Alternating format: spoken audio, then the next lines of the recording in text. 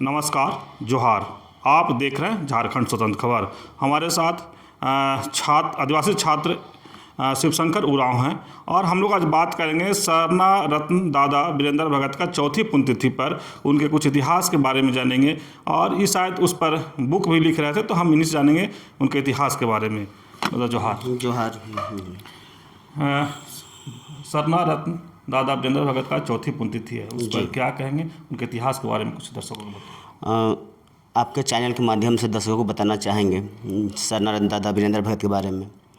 सरना रत्न दादा जो वीरेंद्र भगत थे, वो सरना समुदाय को जगाने का काम किए और वो दिन को दिन नहीं कहें, रात को रात नहीं कहें, यानी कि सारा अपना जीवन जो है, जब से उनका होश आया तब से वो सरना समाज के लिए ही अपना योगदान दिए।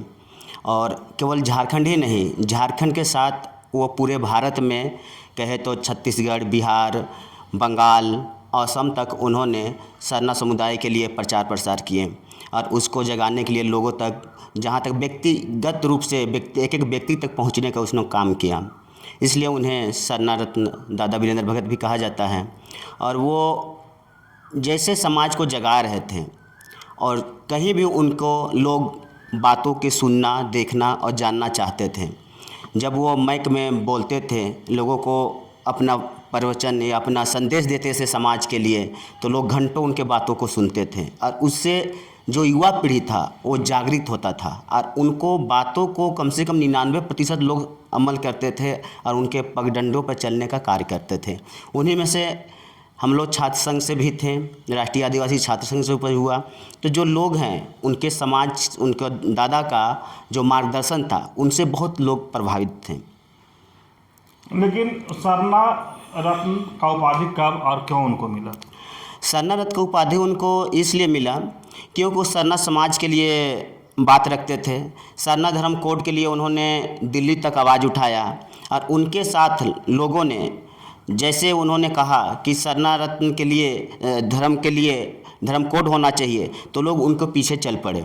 और लगभग 2011 की जनगणना में 40 लाख कम से कम सरना आदिवासी लोग सरना धर्म कोड के नाम कॉलम में लिखा गया। ये कहीं ना कहीं सरना रत्न वीरेंद्र भगत का बहुत बड़ा पहल था। लोगों उनको बातों को सुने और वो सरना समुदाय के लिए 3-4 ऐसे व्यवस्थाएं बनाए जिससे समाज आगे बढ़ेगा। उनका पहला था राजीपड़ा सरना प्रार्थना सभा की स्थापना किए। उसके बाद उन्होंने चोन्हा झरिया पही का शुरुआत की। चोन्हा झरिया पही का मतलब होता है, एक कुड़ुक शब्द है। चोन्हा यानी प्यार और झरिया यानी पझरा, स्रोत, पही यानी मेहमान।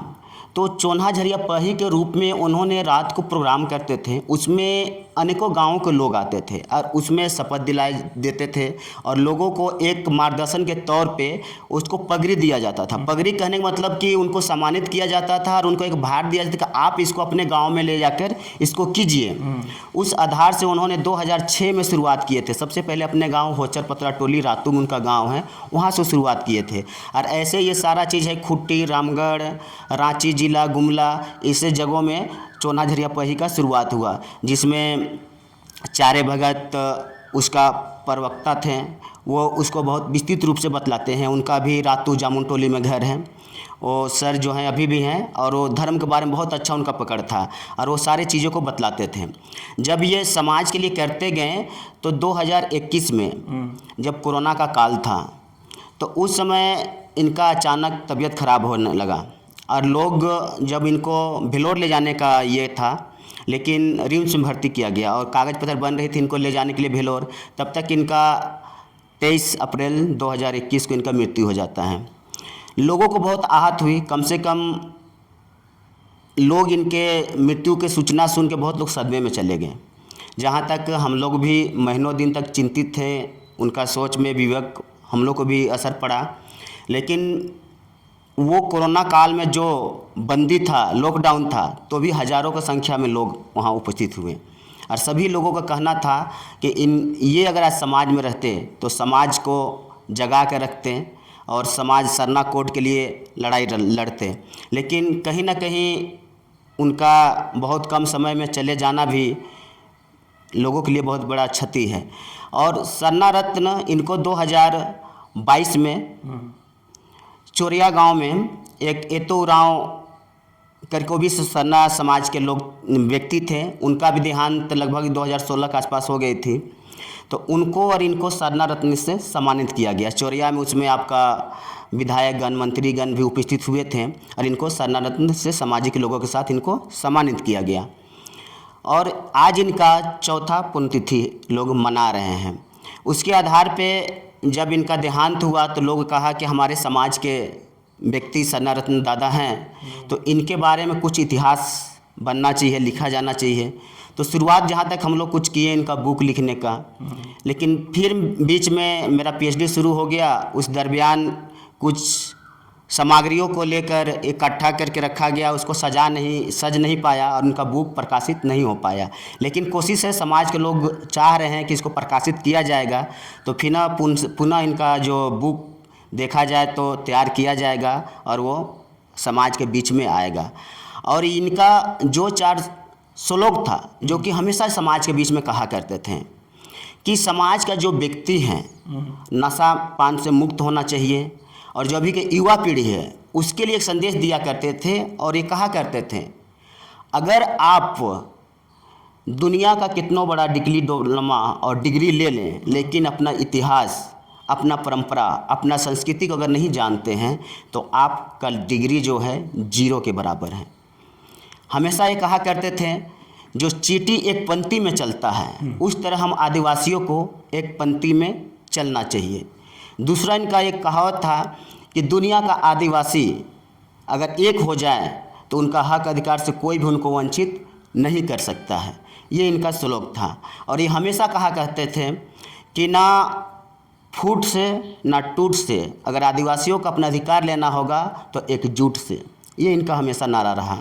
सरना कोड का जो मामला जिस तरह से अभी ठंडे बस्ते में कहें कि चला गया है, तो क्या उनको देहांत होने के बाद ऐसा है कि सरना कोड के जो मांग था वो ठंडा बस्ता में चला गया?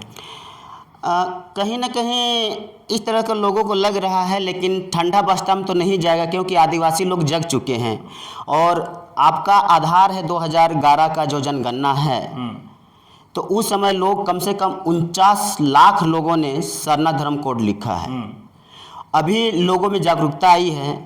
अभी अगर फिर से पुनः सर्वे किया जाए तो निश्चित लगता है कि करोड़ों लोग से भी अधिक लोग सरना धर्म कोड लिखेंगे। तो ठंडे बस्ते में नहीं है, इसे सरकार लागू नहीं कर रही है। केंद्र सरकार के लिए तो राज्य सरकार ने पारित करके भेज दिया है, लेकिन उसमें कुछ ना कुछ गलतियां या खामी केंद्र सरकार निकाल रही है, जहां तक वो चाहता नहीं है लोग कि माने सरना धर्म कोड आदिवासियों को दिया जाए।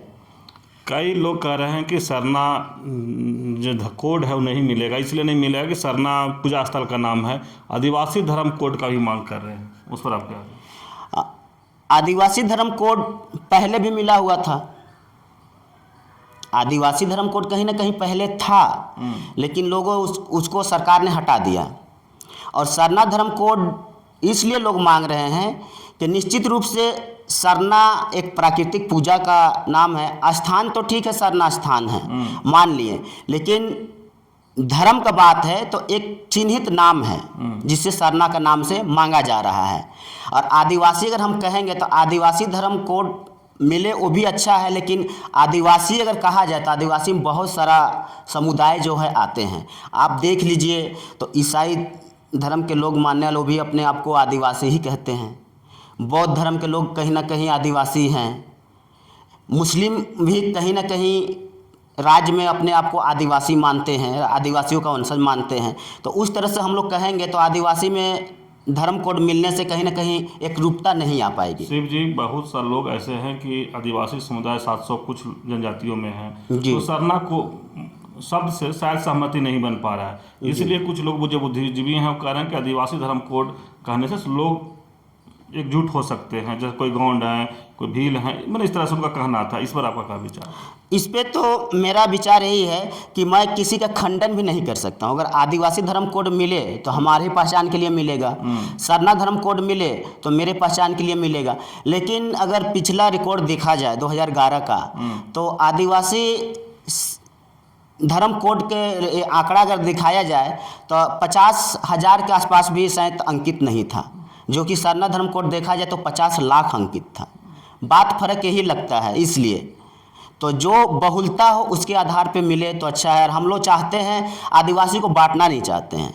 आदिवासी जो है, जितने भी समुदाय हैं, हम एक बन के रहें।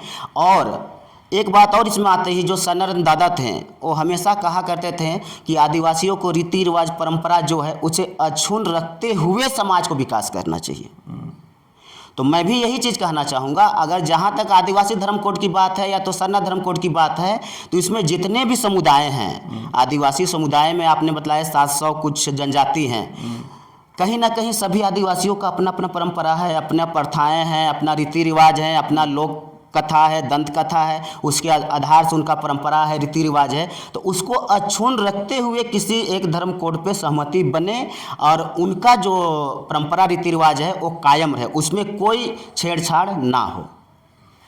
चलिए, अभी शिव शंकर उरांव जी की बात सुन रहे थे और हम लोग बात कर रहे थे कि सरना रतन दादा वीरेंद्र भगत जी के चौथी पुण्यतिथि पर हम लोग बात शुरू किए थे और उनके इतिहास के बारे में बताए भी कि कैसे उनका इतिहास रहा, कहाँ लोगों के आंदोलन भी किए सरना कोड पर कैसे, और सरना रत्न उनको कब मिला और कैसे मिला ये भी बताए। लेकिन जहाँ तक सरना कोड की बात आया कि सरना कोड आदिवासी धर्म कोड पर, बोले कि जो भी आदिवासियों में सहमति बनता है उस पर हम ये हैं, लेकिन हम आदिवासियों को बांटने के लिए हम ये नहीं हैं। सरना रतन दादा वीरेंद्र भगत जी कहते थे कि आदिवासियों को बांटना नहीं है, सबको एकजुट, अगर अधिकार लेना है तो एकजुट रखना होगा, रहना होगा। तो उनके इतिहास के बारे में बहुत अच्छे तरीके से बताए। तो इस तरह खबर को देखने के लिए आप झारखंड स्वतंत्र खबर से जुड़े रहिए। जोहार, नमस्कार।